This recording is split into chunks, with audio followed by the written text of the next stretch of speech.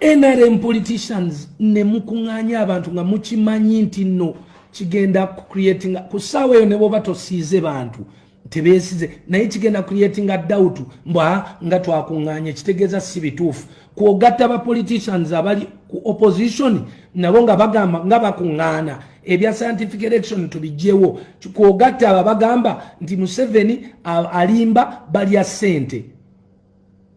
It all comes from empulungu sezili NRM ezimu eziganye okutegeera nti abana Uganda bali willing okuwuliriza naye nawe following amateeka.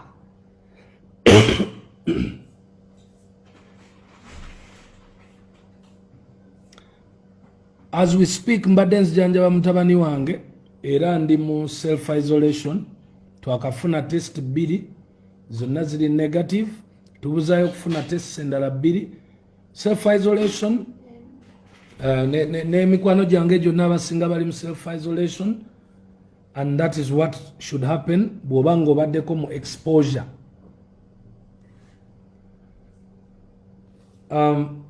COVID nyinzo giranga mulekaawo naye nsaba ministry mutunulire mangu ekintu ekyokulaba engeri gye mufuna SOPs ez'abantu okusigala awaka namwe abalina families bw'olaba omuntu nga batugambe okusigala awaka nga waliwo ewatali COVID ng'osobola okuteekayo family yo nga gy'okizza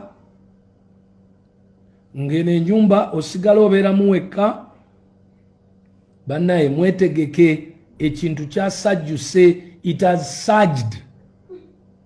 Kyasajjuse. The word surge is in English. Lucky enough ne mu Luganda kyasajjuse. COVID has come to Uganda and we are going in October, November omwezi ogw'obunyogovu. COVID moves so much in the cold. So that month of November is not going to be good. Era kati ne bwe mulaba enkuba etandise okutonnya ebyekisiru.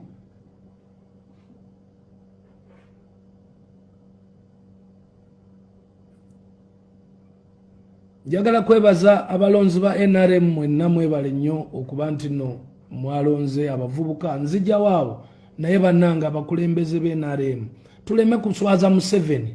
Tuleme kola bintu kwegamba oba kamilioni yakayimba apanga bapangulula Zuena ani oyo si kamilioni yayimba akayimba ako Museveni apanga mwababe mwe mupangulula.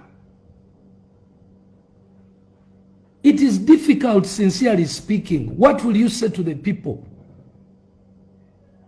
Obululu bajja bubawa but keep them safe. Tewali nsonga lwaki mubakunganya.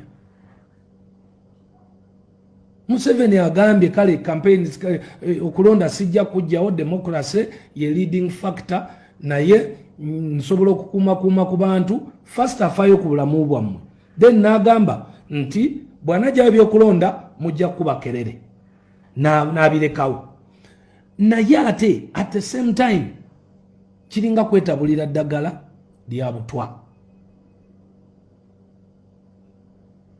Notuuka bbali n'ogamba ye bano abasajja abakola ebintu bino singa campaign bazijjawo bujja completely.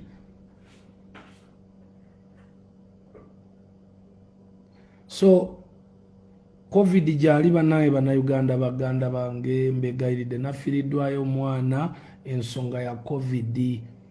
Mbabulira mazima omwana oyo ekyabandazisiza okuva mu buto bwe ne mbabulira story eyo lwakubanga pain ya amaanyi. Si yasoose gwe nfiiriddwa naye kyannumye nnyo nti afudde COVID wamu ne TB.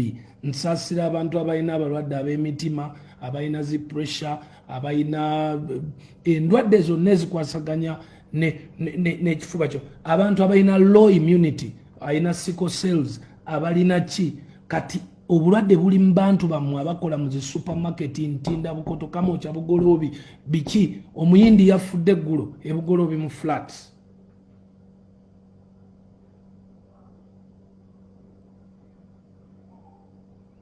So nammwe kenyini abali ku opposition ababadde mu muzannyo guno banaye mbasaba yadde sinze sirya nammwe sikiriziganya nammwe naye tukiriziganye ku kintu ky'okusevinga obulamu tukiriziganye ne muzeeyi ekintu yali akikutte bulungi okuva mu ntandikwa.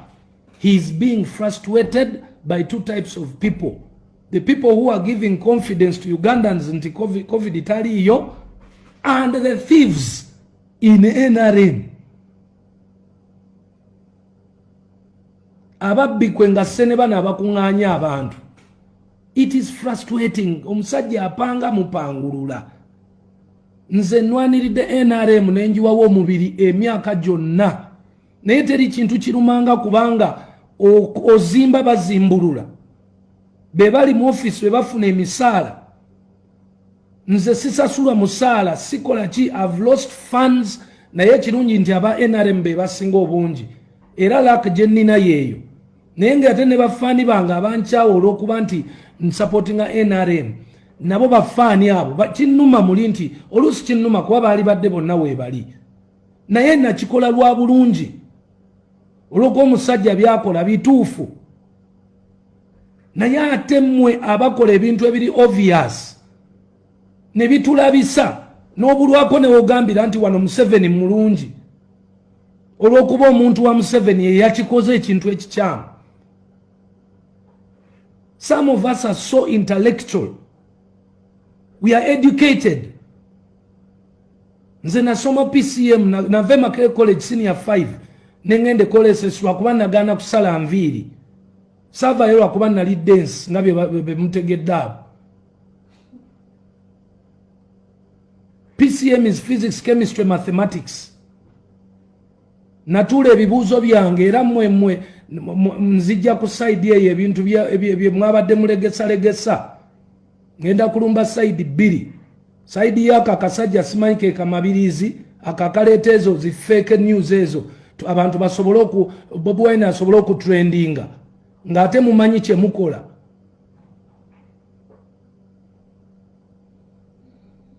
Senior 6 najituulira Kololo SS mu 1998, and if Bobi Wine is younger than me nga bwe mubadde mwogera bulijjo, then tasobola kuba nti yatuula 98 nange mu mwaka gwe gumu. Namuleka kitante nga ndi Kololo Makere College School mu senior 5 ngali kitante below my friends even ngali mu senior 3. So kati atajja atya n'atuula nange senior 6 same year. Ako kabadde kazanyo kamwe mwakafunyemu n'atrendinga, sisobola kumulumba fuli naye nja kulinda empapula za submitting nga ayesimbawo ku bukulembeze. That is wanaba anagenda ku ballot paper. Kubanga omuzanyo gwendabye oguliwo guli nti mwe abawagira Bobby bamabirizi mmwe mumunoonyeza excuse eya public sympathy. Public government yalemeseza Bobby okwesimbawo ku bwa president. Asobola okugenda giri emyaka 5 adde asome nga bano bagabambi bamulemesa, kale katumulinda asome tujja muwaluli. Akakazanyo twakategedde kubanga mukimanyi nti omulundi guno Museveni ekintu yakikuba akikute bulungi. Everyone is satisfied with the man. Ate ekyokubiri temuyina sente zigenda kwetolola mu scientific. Ekyokusatu temuyina best Mugisha muntu yabagamba ngokola structures. Temuyina structure. So kati ebintu mubirabo obudde buyise. Munoonya we bagambira nti government yeya panze era ne bagamba teyasoma ne bamudisqualify. Akakazanyo nakalabye dda nonsense. Why didn't you wait until when he presents his papers? Nolaba bipapula ki byataddeko.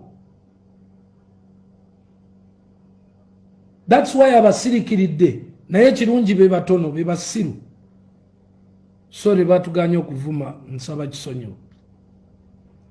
So mabirizi gembera mwegendereze no NRM tugisupportinze naye twagala okusupportinga tumaye yesu nzo kwato gisupportinga naye muleke kuzunza bwongo bw'abantu abatalina bwongo buwera kulaba mission ngezo.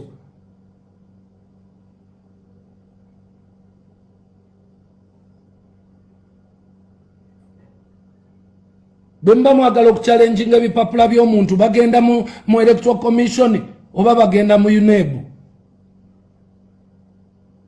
Bobi Wine yasoma senior 4 bwaba yagituula yafuna certificate ya senior 4 gye yakozesa okugenda okufuna okusoma diploma Makerere kuba kyali kikkirizibwa by then nti omuntu osobola okukozesa senior 4 certificate n'ogenda n'osoma diploma Makerere.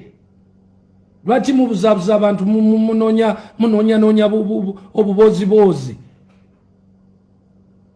Era namwe abawagizi be NRM ba bloggers aba NRM mulekerawo okumala gabuukira buli kintu ekivaayo.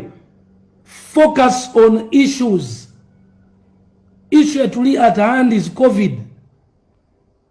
It is at hand. Not just because muina bugundi babuyita budata ne mufule ebintu ebitali mu magezi mbozi. Oli ne mbeera nga mumuwabuwi platform mumuleka afiireyo mwe mwogere ku nguudo mwogere kumala kati tutandika okulwanyisa amalwaliro gali bubi tudde ku malwaliro. Lwaki twogera ku bali nga tebalina kye bagenda tukosa? Njagala kwebaza abavubuka ba Uganda mwenna, the youth. I am so proud and you're the reason lwaki nasazeewo nkomewo, because the youth mukulonda mwalaze nti no bye tubadde twogerako bulijjo nti ebintu by'obukulembeze bisaana abantu abali educated, bisaana mu engaging ba youth. You have engaged, mwa engaging nze bulungi nnyo, mwayingidde obukulembeze abasomye. Ekyokubiri mwebale kwewandiisa ate mwebale kulonda. It is unbelievable nti no Uganda omuntu abadde asobola okubeera e Bulaaya nakkirizisa abantu abali e Bulaaya nti no Uganda yonna teyagala Museveni bateyagala NRM. Naye ku ssaawa eno abavubuka 79% bakulaze nti no they have been listening to the message we have been selling to them for the last 10 years. NRM, but it is a mother party. Oluvannyuma lwa Muzeeyi Museveni ne banne ffe tulina okujjawo abavubuka tetugenda creating parties mpya. Why create new parties when original parties ezina structures ezina buli kimu in place nga weziri? All they need is educated people and sincere people abogera amazima abatabba abatakola ki. So we have to save the NRM party. I'm very happy ntino never voters register. Very unbelievable and amazing. About 13 million people nga balonzi be NRM bali mu voters register ya NRM eri up to date. Nga ate electoral commission eina abalonzi abatasuka milioni 18. Kati oyinza okwebuuza Bebekulu lwaki yali asirise, lwaki abadde asirise.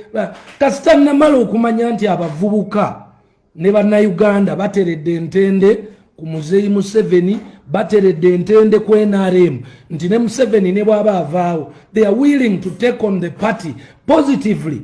Kasita nalengera ekyo ne ngamba kati sikyetaaga kuleekaana, just kati nina kugenda Sato ne baganda bange abasigadde eri bensobodde okwogerezeganya nabo, njogerezeganya nabo bajje ebirowoozo byabwe bisobole okuwulirizibwa bulungi, because tewakyali nsonga ekaayana.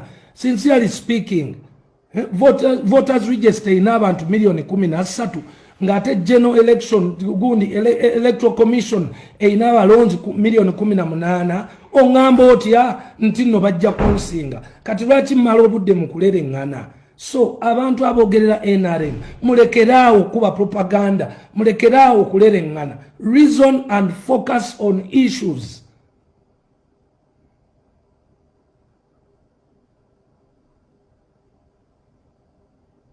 Mulekeraawo kwagala bampaane. Katonda atuwadde aba NRM nti kati buli kimu kitambula, enguudo bazikola, ebintu bibadde bitambula bulungi, ziddaamu, amasannyalaze. Ani sinawulirayo muntu agezaako kunnyonnyolana kugamba bannayuganda what's mekaze tulina ez'amasannyalaze ekireetedde factories ennyingi okuleetebwa e Uganda, nti nno mu myaka 5 okuva kati mwana Adamu ajja kuba really takaaba nnyo mirimu.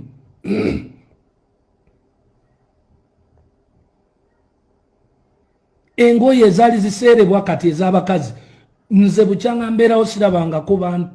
I have never seen adverts like the adverts I have seen during the lockdown period.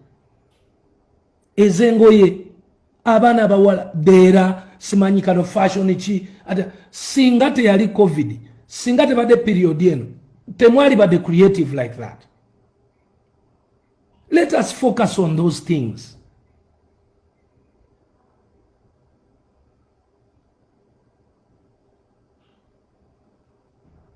Bobi Wine mumuleke. Bobi Wine tachai musajja watu yaggwawo mumuleke. Leave him alone. He's also doing what he's practicing, the same democracy that was brought by Museveni. Abana Uganda be balonda multi-party system. Bwaba tayagala NRM mumuleke. Kati watu nsobola baga mumuleke lwa nsonga kati tuli sure.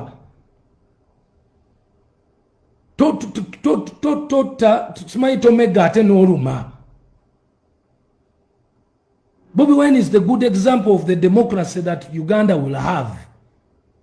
Bamuleke yofa. It's okay. Babasikira Besigye Yesowani agirirideko okumala emyaka emeka. It's okay ne Bobi agenda agirireko. Naye nga tetujja mu wansi. Tetujja mu wansi lwa nsonga tagwanidde. Sindi lwakuba talina right eyo. No, tagwanidde. Naye nga alina right ye yesimba mu bintu because ye democracy y'omugwe baateekawo. So why focus on a loser? Why don't you focus on a winner?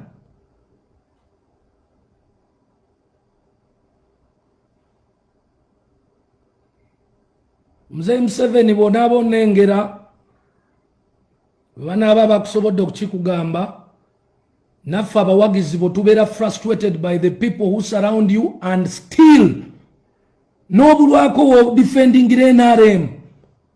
The people who surround you and do obvious mistakes publicly. Nobeere n'ogamba abantu oku social distancinga n'olaba omuntu w'NRM nga ajjuza abantu. Tho nammwe babloga abakuba NRM nammwe muyina akazannyo mwatandise okuleeta bu videos obwa campaign obukadde mubuteekayo mbu abantu balowooze mboyo NRM yakoze campaign nga ate bukadde. Toyinza kuŋŋamba nti otaddeyo ka video abantu bali 100 temuli n'omu alina mask n'omu. Afadhali omu wali mukutenga alina mask kubanga 5 years ago it was impossible for anyone to put on a mask during a rally. So for you to give us proof ntino ya kunganyiza abantu nonyayo omu gwakwata ka video wekwatireko bwoti nga gwoyambadde mask naye propaganda gwe muzanya still yakyatuleetera obuzibu. Ojeyo ka video akakadde akedda okaleese oyongera kuteeka confidence mu bantu nti ebya covid bya kiyayi.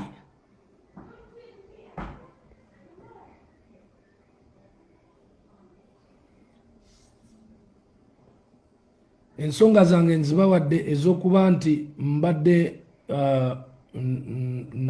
na pullingamu out. Yes, in brief, I pulled out because there's no need to continue boxing a person who has already gone on the floor. I rather spend that energy to recreate, to regain my energy. Era mbadde mu plans nyingi. Waliwo abamu ababuuza nti bakugoba mu NRM, bakugoba ku State House. Emyaka 42 nali nsuzeeko mu State House. That's where you're mistaken. Ne bwe bana babangobe mu NRM abawagizi bange aba people power.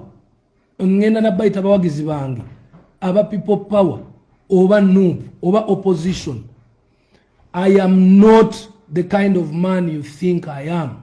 I am never intimidated and I'm never moved by cheap talk. Nebwe balingo ba Museveni nalinya kazinda nagamba oyo mwana mubbi na mugoba simwagalada. Siri joininga opposition ya Uganda. You thieves who lie to people of Uganda who are in pain.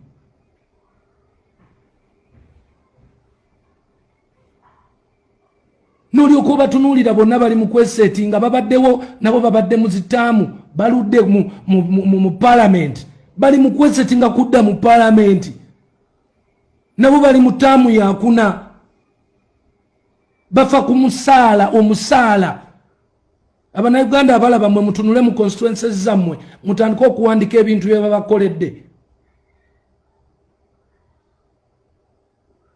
So mwe ababadde babuuza ku posti yange gye nataddeyo what you wanted me to talk about, waliwo abagambye tubuulire ku kya Museveni oba yagoba kanki kumalire bwenti nti ne bwalingo basiri bajoininga nja kusigala mu NRM naye nga ye gwe siraba mpaka lwali mpita because silwakuba ye no lwakuba vision njiraba etambula bulungi nabanyonyola vision yeyo nenjibagamba nze njagala nnyo omuntu okundaga gyendaga n'amaaso gange we gakoma nemba nga ndaba beyond kubanga naturally nakiraba nti nno si byangu. Governing a country is not easy. Okugoverning Uganda si kyangu. Enensi gyevudde 40 years ago badde mu ntalo n'olyoka olaba emmesezi gigerageranya ne Tanzania ne Kenya balwana civil wars mmeka in the last 100 years. Naye nze bwe ndaba nti nno omusajja akoze ziddamu zigenda kuleeta amasannyalaze agabe ettaka nga waliwo amasannyalaze omuzungu ajja akole factory. Omuzungu bw'akola factory Omunayuganda atunde ebintu ku kkubo ebintu bibe cheaper mu Uganda ate tukole ne exporting. Kati kwekyo bw'oyongerako amafuta nga gateredde economy teyinza butatereera about 60 to 70% better than it is today. But for the economy okutereera bwetyo era kyetaagawo obudde.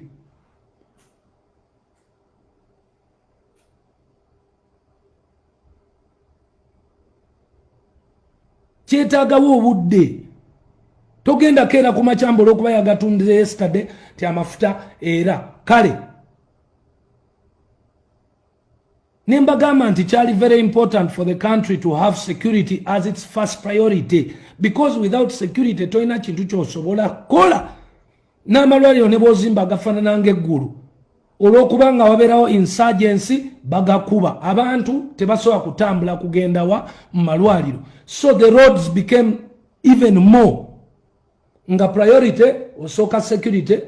Okay, bw'omala security nodda ku nguudo nodda ku education kubanga enguudo ezo ziyamba abantu okutambula. Webataba nguudo babatemula steel ne bwoba okutte security etya. Ekyokubiri abalwadde tebatuuka mu malwaliro. Ekyokusatu abantu balina okugenda okufuna information kuba tetwalina technology. So nozako education ekuyambi lwaki esooka health. Education esooka health lwa nsonga it is prevention is better than cure. Togenda basomesa knowledge yonna naye baweeko akatonotono akabayamba okumanya nti omuntu bwakwata mu bbi n'alya emmere alwala oba omuntu buli lwava mu tooyo anaabe mu ngalo oba omuntu n'ayiga okubala. That's why that universal education was very crucial. Okusoma oyinza okulaba ng'Abannayuganda batasoma naye bannaye bategeera. Kyova olaba mu kikubu wajjudde abantu abatalina degree naye nga bagagga bali healthy balina ssente. So kyova olaba nga education yalina okujja before the health system. Kakati nodda ku bantu aboogera yes I will join you Bannayuganda mwenna mbasuubiza ekintu kimu. I will never favor any NRM member yenna akwatagana no corruption n'obubbi because nange nkoyo kuba defendinganga nga ndabika nsajjula busajjuzi biwundu by'abantu Abannayuganda. I will defend NRM and I will attack all the hypocrites in NRM.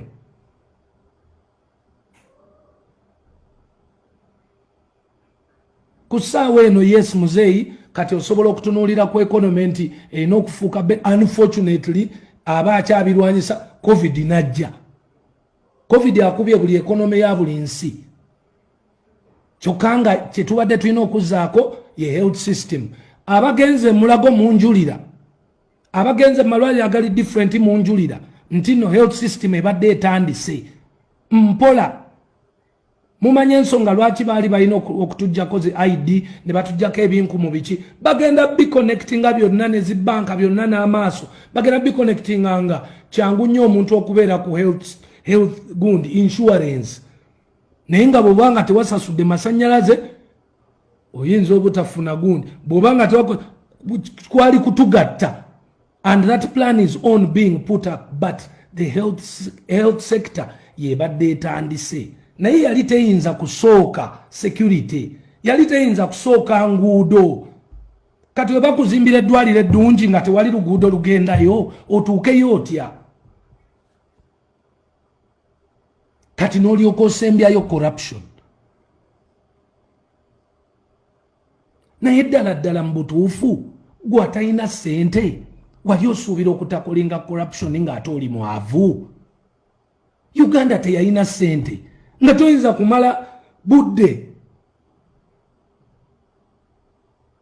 ngo otargetinga ba corruption already economy y'onfu toyinaamu ssente kati ate ababba babbaki zimba economy bwewera of course ababbi bajja kuba bazze kati olwo otandike okudiringa ne corruption naye kati olinga agamba nti Uganda yali badde yasooka muzeeyi tafaayo tafudde ku babbi ba ssente biki nga economy yali nvundu billions simanyi.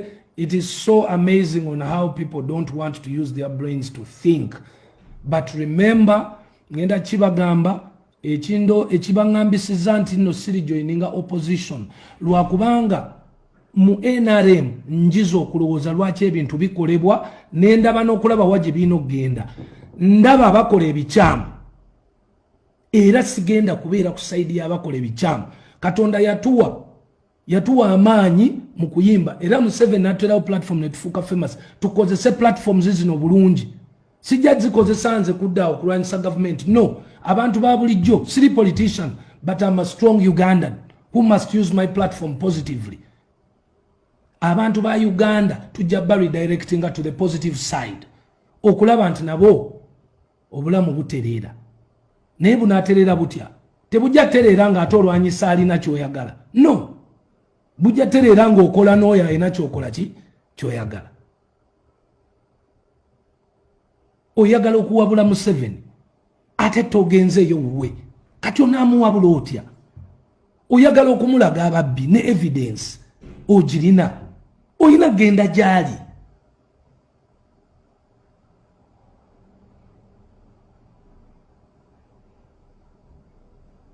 So n'olwekyo awo mbadde nziramu mmwe ababadde beesaaliisa mbu Museveni yangoba ekyo kiri fine ne bwangoba but you will never have me. Ekyo kirina worse kiruma okusinga. So now finally